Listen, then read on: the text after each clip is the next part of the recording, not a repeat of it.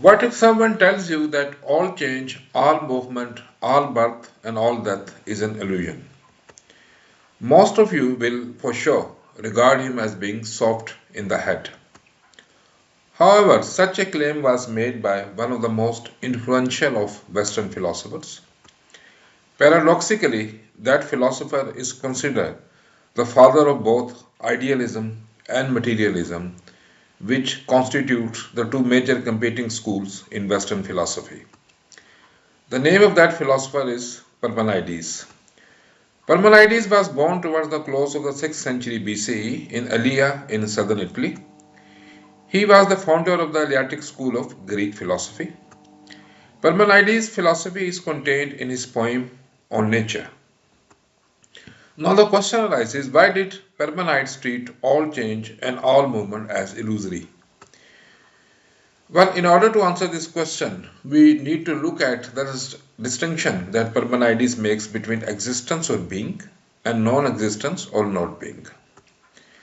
According to Parmenides, if anything comes to being, it will come either out of being or not being. Now, if it comes out of being, it means it is already there, so there is no change. So, change from being to being is no change at all. Change or becoming for Parmenides means passing of being into not being. But being cannot arise out of not being, as nothing comes out of nothing. In this way, Parmenides denied all change.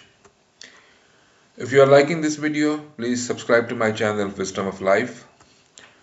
Parmenides, however, admits that things do appear to change and move. Men and women, for example, are born and pass away. They grow young and become old. Likewise, nations, societies, and civilization rise and decline. How does Parmenides address such apparent contradictions in everyday experience?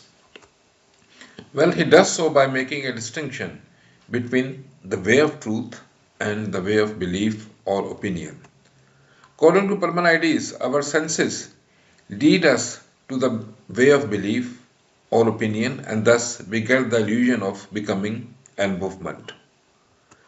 Only thought or reason leads us to the way of truth and makes us discern the unreality of change.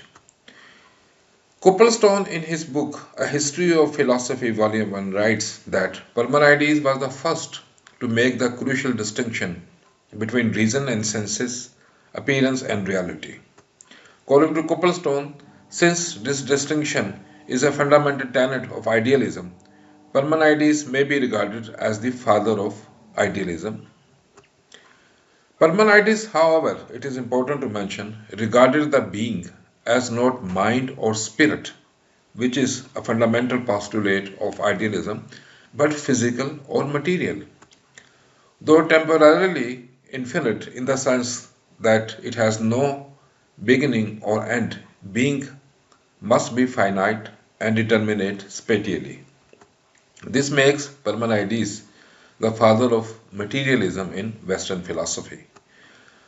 Though for Parmenides the reality can be discerned only by reason, the reality itself is material. Thus, in Parmenides, we see a unique blend of idealism and materialism. The two sides of Parmenides' philosophy exercise a profound impact on subsequent Greek thought.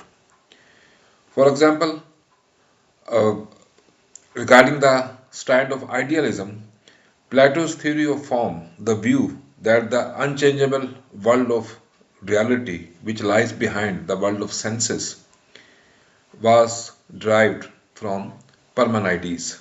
Likewise, now we come to Parmenides' materialistic stand.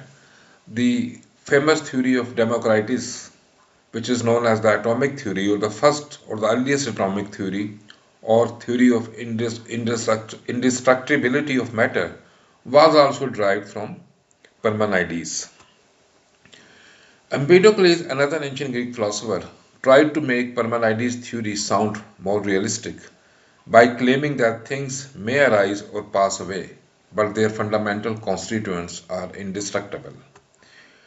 Parmenides' view that being is eternal, unchanging, and indivisible resembles the Vedantic school of Hindu philosophy, especially Advaita Vedantic school.